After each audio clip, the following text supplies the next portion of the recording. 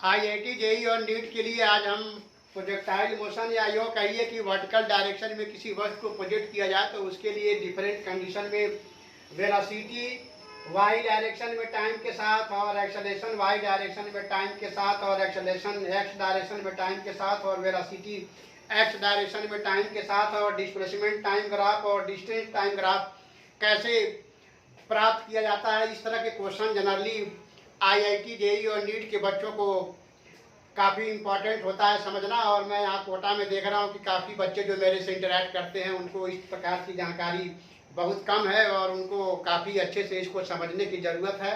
तो अगर आप किसी प्रोजेक्टाइल को अंडर ग्रेविटी प्रोजेक्ट करते हैं वर्टिकली अपवर्ड या किसी एंगल पर, ऐसे में वर्टिकल डायरेक्शन में वेलोसिटी का टाइम के साथ वेरिएशन इस प्रकार ग्राफ में होगा, जो कि नीट और आईआईटी के एग्जाम में जनरली पूछा जाता है और पिछले वर्षों में कई बार पूछा गया है और आगे भी पूछा जा सकता है। और वर्टिकल डायरेक्शन में जो एक्सेलरेशन है उसका टाइम के साथ वेरिएशन कांस्टेंट होगा, जो कि माइनस जी के बराबर होगा, क्योंकि प्रोजेक्टाइल मोशन में जो एक्सेलरेशन होता है अंडर ग्रेविटी जी काम करता है और हमेशा वो वर्टिकली डाउनवर्ड होता है, इसलिए माइनस जी के बराबर होगा और कांस्टेंट होगा। और प्रोजेक्टाइल मोशन में हम हॉरिजॉन्टल डायरेक्शन या एक्स डायरेक्शन में एक्सेलरेशन को जीरो लेते हैं, इसलिए एक्सेलरेशन ये जीरो लाइन से पास होगा एक्स डायरेक्शन में। और हॉरिजॉन्टल कंपोनेंट जो होता है प्रोजेक्टाइल मोशन में पूरे मोशन के दौरान कांस्टेंट होता है। इस प्रकार एक्स डायरेक्शन में जो वेलोसिटी है हॉरिजॉन्टल कंपोनेंट ऑफ वेलोसिटी का वो कांस्टेंट होगा और पैरेलल होगा टाइम के। और इस प्रकार अगर किसी वस्तु को आपने वर्टिकली अपवर्ड डायरेक्शन में या किसी एंगल पर प्रोजेक्ट किया है तो उसका डिस्प्लेसमेंट टाइम ग्राफ इस प्रकार से प्राप्त होगा। और करेस्पॉन्डिंग डिस्टेंस टाइम ग्राफ अगर आप प्राप्त करना चाहेंगे तो यहाँ पर एक लाइन ऐसे ड्रॉ करते हैं। ध्यान देने की बात है कि डिस्प्लेसमेंट पॉजिटिव और निगेटिव दोनों हो सकता है, लेकिन अगर आप डिस्टेंस बनाएंगे तो डिस्टेंस हमेशा या तो पॉजिटिव होगा और नहीं तो ग्रेटर देन जीरो होगा या जीरो होगा, बट डिस्टेंस निगेटिव नहीं हो सकता। इसलिए यहाँ पर अगर इसको डिस्टेंस टाइम कर्व बनाएंगे तो इस तरह से अगर बनाएंगे तो वो गलत हो जाएगा। इस प्रकार इस डिस्प्लेसमेंट टाइम ग्राफ से हम डिस्टेंस टाइम ग्राफ प्राप्त करने के लिए यहाँ पर एक मिरर बनाएंगे और इस मिरर में ये वाला पोर्शन का इमेज देखेंगे तो वो इस प्रकार से प्राप्त होगा। इस प्रकार इस डिस्प्लेसमेंट टाइम कर्व को डिस्टेंस टाइम कर्व में इस तरह से कन्वर्ट किया जा सकता है। तो हम समझते हैं कि ये चीज़ें आपको काफ़ी अच्छे से समझ में आई होगी। तो ऐसे बच्चे जो यहाँ कोटा में और देश के अन्य शहरों में आईआईटी जेईई और नीट की तैयारी कर रहे हैं वो प्रोजेक्टाइल मोशन से रिलेटेड ये सारे ग्राफ एक साथ बहुत अच्छे से समझने की कोशिश कर रहे हैं, क्योंकि इसमें से कोई न कोई ये ग्राफ जनरली आपके आईआईटी जेईई और नीट के एग्जाम में फिजिक्स में पूछा जाता है। और अगर नहीं फिजिक्स में प्रोजेक्टाइल और वर्टिकल डायरेक्शन में अंडर ग्रेविटी मोशन में पूछा जाएगा तो किसी और चैप्टर में इसका एप्लीकेशन पूछा जाता है। तो फिर यहाँ पर हम आपको इसके विषय में कुछ और बताना चाहेंगे और यहाँ पर हम आपको दिखाने की कोशिश कर रहे हैं कि यम मास का एक ऑब्जेक्ट है, उसको वर्टिकली 40 मीटर पर सेकेंड स्पीड से अपवर्ड डायरेक्शन में अंडर ग्रेविटी प्रोजेक्ट कर रहे हैं। जब ये हाईएस्ट पॉइंट पे जाएगा तो इसकी वेलोसिटी वर्टिकल डायरेक्शन में जीरो हो जाएगा। तो और फिर वहाँ से ये वापस रिटर्न करने की कोशिश करेगा, जिसके कारण इसकी वेलोसिटी देखिए यहाँ पर अब हाईएस्ट पॉइंट के बाद इसकी वेलोसिटी डाउनवर्ड निगेटिव हो जा रही है। और यहाँ पर डिस्प्लेसमेंट भी देखिए फिर से वापस आने की कोशिश कर रहा है। तो इस तरह के क्वेश्चन को सॉल्व करने के लिए यहाँ पर हमने कुछ पॉइंट डिस्कस किए हैं। जब हमने किसी वस्तु को 40 मीटर पर सेकेंड की स्पीड से वर्टिकली अपवर्ड प्रोजेक्ट किया तो ऐसे में डिस्प्लेसमेंट और डिस्टेंस प्राप्त करना है एट t=2 सेकेंड और t=4 second and t=6 second पे। तो मैं बताना चाहूँगा कि इस तरह के प्रश्न में वर्टिकली अपवर्ड या किसी एंगल पर प्रोजेक्टाइल को प्रोजेक्ट किया जाता है तो डिस्टेंस और डिस्प्लेसमेंट पूरे मोशन के दौरान इक्वल नहीं होता है। पूरे मोशन के दौरान डिस्टेंस और डिस्प्लेसमेंट अलग अलग आता है। तो इसको यहाँ पर हम देखने की कोशिश करते हैं और हम आपको बताने की कोशिश करेंगे कि किस प्रकार प्रोजेक्टाइल मोशन में या वर्टिकली किसी वस्तु को प्रोजेक्ट किया जाए तो पूरे मोशन के दौरान डिस्टेंस और डिस्प्लेसमेंट किस प्रकार अलग अलग आते हैं। तो आइए यहाँ पर देखते हैं, जब हम इस प्रोजेक्टाइल को जो कि 40 मीटर पर सेकेंड की स्पीड से या वेलोसिटी से वर्टिकली अपवर्ड प्रोजेक्ट किया गया, तो जब वो हाईएस्ट पॉइंट पे पहुंचेगा तो हाईएस्ट पॉइंट पर यहाँ से यहाँ तक पहुंचने में कितना टाइम लगेगा। तो वर्टिकल डायरेक्शन में जब वो हाईएस्ट पॉइंट पे पहुंचेगा तो फाइनल वेलोसिटी 0 हो जाएगी। इस प्रकार v वर्टिकल डायरेक्शन में आपका इनिशियल वर्टिकल डायरेक्शन में वेलोसिटी माइनस gt से आप इसको प्राप्त करने की कोशिश करेंगे। तो हम इसको v डैश कर ले रहे हैं। तो यहाँ पर आप vy इनिशियल वेलोसिटी vy यहाँ पर दिया गया है। ये इनिशियल वेलोसिटी vy है जो कि अपवर्ड डायरेक्शन में प्रोजेक्ट किया गया 40 मीटर पर सेकेंड के वेलोसिटी से। तो इसको सॉल्व करेंगे, ये हो गया 0 हाईएस्ट पॉइंट पर v डैश। तो अब यहाँ पर आप 40 रखेंगे, माइनस g की वैल्यू 10 लेते हैं और यहाँ से t निकालने की कोशिश करेंगे तो 40 इक्वल टू आ जाएगा 10t। तो ऐसे में t की वैल्यू आ जाएगा 4 सेकंड। इस प्रकार हमारा ये जो वर्टिकल डायरेक्शन में 40 मीटर पर सेकंड की वेलोसिटी से वर्टिकली अपवर्ड प्रोजेक्टाइल मोशन दिया गया है किसी ऑब्जेक्ट को, वो हाईएस्ट पॉइंट पर पहुंचने में 4 सेकंड का समय लेगा। अब इसका मतलब ये हुआ कि 2 सेकंड और 4 सेकंड तक जब वो हवा में है, वर्टिकली अपवर्ड डायरेक्शन में जा रहा है, तो ऐसे में डिस्प्लेसमेंट और डिस्टेंस दोनों बराबर होंगे। डिस्टेंस और डिस्प्लेसमेंट दोनों बराबर होंगे जब वो नीचे से ऊपर की तरफ हाईएस्ट पॉइंट तक पहुंच रहा है। यानी t इक्वल टू 0 से t इक्वल टू 4 सेकंड तक प्रोजेक्टाइल का डिस्टेंस और डिस्प्लेसमेंट दोनों बराबर होगा। और इसको डिस्प्लेसमेंट इक्वेशन से जो कि s equal to ut minus half gt square से आप इसको सॉल्व कर सकते हैं।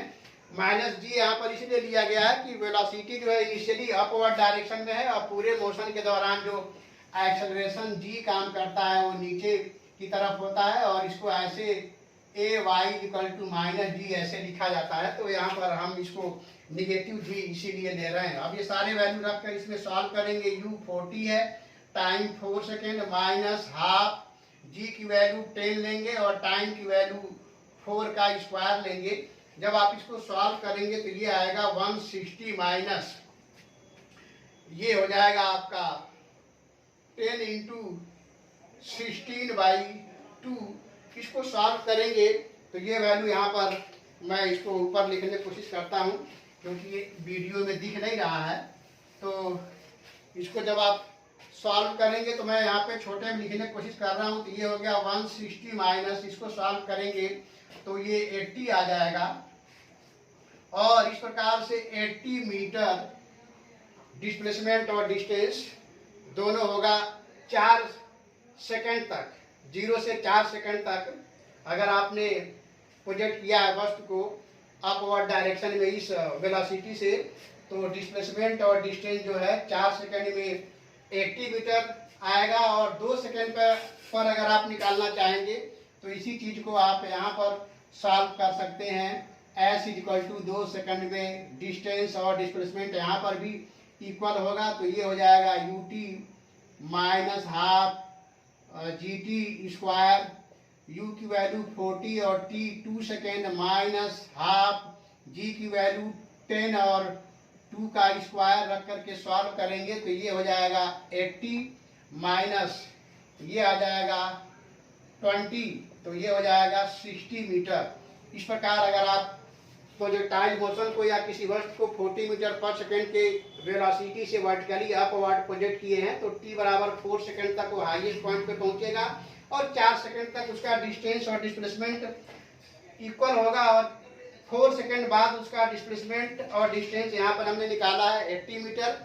आप यहाँ देख पा रहे हैं, शायद इसमें वीडियो में दिख नहीं रहा है तो यहाँ पर मैं लिख दे रहा हूँ 80 मीटर। जब आप इसको सॉल्व करेंगे तो ये आपको प्राप्त होगा। t बराबर 2 सेकंड पर डिस्टेंस और डिस्प्लेसमेंट दोनों बराबर होंगे। इसको आप ऐसे सॉल्व करेंगे तो 60 मीटर आएगा। अब बात आती है कि 6 सेकंड में डिस्प्लेसमेंट और डिस्टेंस क्या होगा। तो 4 सेकंड जाने में लग रहा है तो 4 सेकंड आने में लगेगा तो 8 सेकंड बाद वो ग्राउंड पे आ जाएगा, जहाँ पर प्रोजेक्ट किया गया वहाँ पर आ जाएगा। ऐसे में टोटल डिस्प्लेसमेंट वहाँ पे 0 हो जाएगा। लेकिन 6 सेकंड में पूछा जा रहा है तो 4 सेकंड तक ऊपर जाएगा और अगले 2 सेकंड तक नीचे आने की कोशिश करेगा। इस तरह से अभी वो हवा में रहेगा। ऐसे में जब रिटर्न हो रहा है तो प्रोजेक्टाइल का डिस्प्लेसमेंट और डिस्टेंस अलग अलग आएगा। तो इस केस में, इस प्रश्न में यहाँ पर हम आपको दिखाने की कोशिश कर रहे हैं कि 6 सेकंड में किस प्रकार डिस्टेंस और डिस्प्लेसमेंट अलग अलग आएंगे। तो देखते हैं यहाँ पर 6 सेकंड में डिस्प्लेसमेंट हमारा आएगा। इसमें हम डिस्प्लेसमेंट निकालना चाह रहे हैं तो ये हो जाएगा ut minus half gt square से 40 into T 6 second minus half g की वैल्यू 10 और 6 का स्क्वायर करेंगे। जब इसको सॉल्व करेंगे तो ये हो जाएगा 240 माइनस ये हो जाएगा 10 इंटू 36 बाई 2, ये हो जाएगा 240 माइनस 360 बाई 2, तो 240 माइनस 180। अब इसको जब आप सॉल्व करेंगे तो ये वैल्यू आएगा आपका 60 मीटर। तो 6 सेकेंड बाद जो है डिस्प्लेसमेंट 60 मीटर आएगा। यहाँ पर आप देख पा रहे हैं। तो 6 सेकंड बाद जो है 4 सेकंड तक वो ऊपर जाएगा, फिर अगले 2 सेकंड तक वो नीचे आएगा। तो टोटल 6 सेकंड में डिस्प्लेसमेंट 60 मीटर आएगा। लेकिन डिस्टेंस जो है 60 मीटर से अलग होगा। इसका मतलब यहाँ पर हाईएस्ट पॉइंट पर यहाँ तक 4 सेकंड में पहुंच रहा है तो डिस्टेंस और डिस्प्लेसमेंट दोनों इक्वल है। लेकिन अब अगले 2 सेकंड और नीचे आ रहा है तो 4 ये और 2 ये 6 सेकंड के करीब यहाँ पर होगा। ऐसे में इसका डिस्टेंस ये यहाँ से निकालेंगे और डिस्प्लेसमेंट जो है ऐसे इसमें निकालेंगे। तो डिस्प्लेसमेंट आपका 60 मीटर यहाँ पर आ रहा है।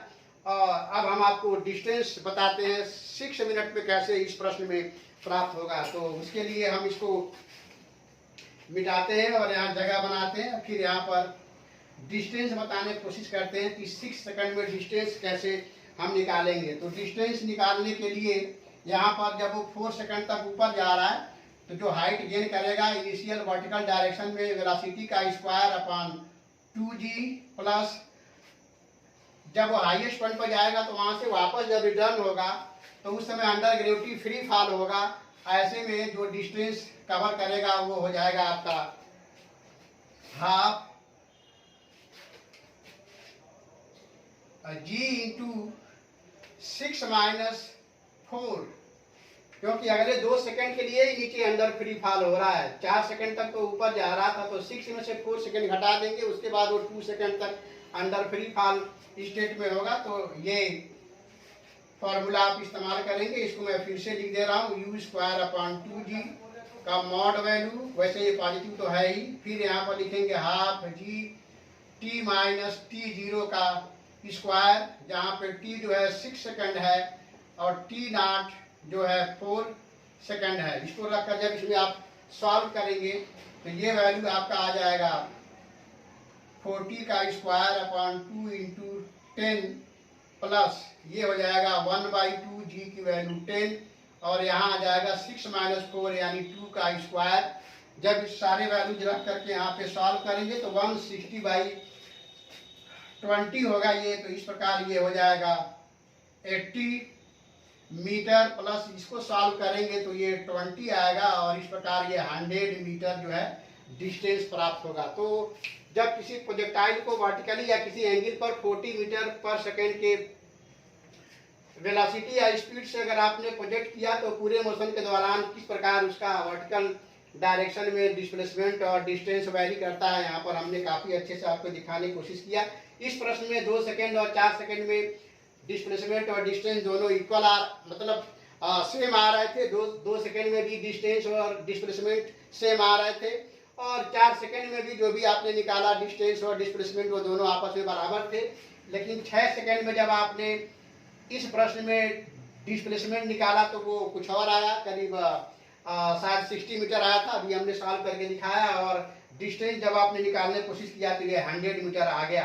तो इस तरह के क्वेश्चन जनरली IIT JEE और नीट के एग्जाम में पूछे जाते हैं। अगर आप इस पूरे एक्सप्लेनेशन का विशेषकर स्पेशली ये ग्राफिकल रिप्रेजेंटेशन का अगर आप स्क्रीनशॉट लेना चाहें तो ले सकते हैं। तो इस तरह के क्वेश्चन मैं फिर से दोहराना चाहूँगा कि यहाँ पर कोटा में बच्चों को मैं जो भी मेरे से इंटरेक्शन कर रहे हैं उनको मैं देख रहा हूँ कि बहुत अच्छे से ये उनको क्लियर नहीं है। तो हम समझते हैं वीडियो के माध्यम से जो भी बच्चे इसको देखेंगे इसको काफ़ी अच्छे से क्लियर कर लेंगे। और इसमें से मैं आपसे वादा कर रहा हूँ कोई क्वेश्चन किसी न किसी रूप में ज़रूर IIT JEE और नीट के एग्जाम में आपको मिल सकता है। तो हम समझते हैं ये वीडियो काफ़ी आपको हेल्प करेगा और आपके आने वाले एग्जाम में इससे काफ़ी केवल इतने से ही काफ़ी आपको क्वेश्चन मिल सकते हैं और आपको दूसरे चैप्टर के क्वेश्चन को समझने में काफ़ी आसानी होगी। तो हम समझते हैं ये वीडियो काफ़ी आपको अच्छे से समझ में आया होगा और आपको फिजिक्स का नॉलेज बढ़ाने में काफ़ी सहयोग करेगा। तो फिर मिलते हैं नेक्स्ट वीडियो में, तब तक के लिए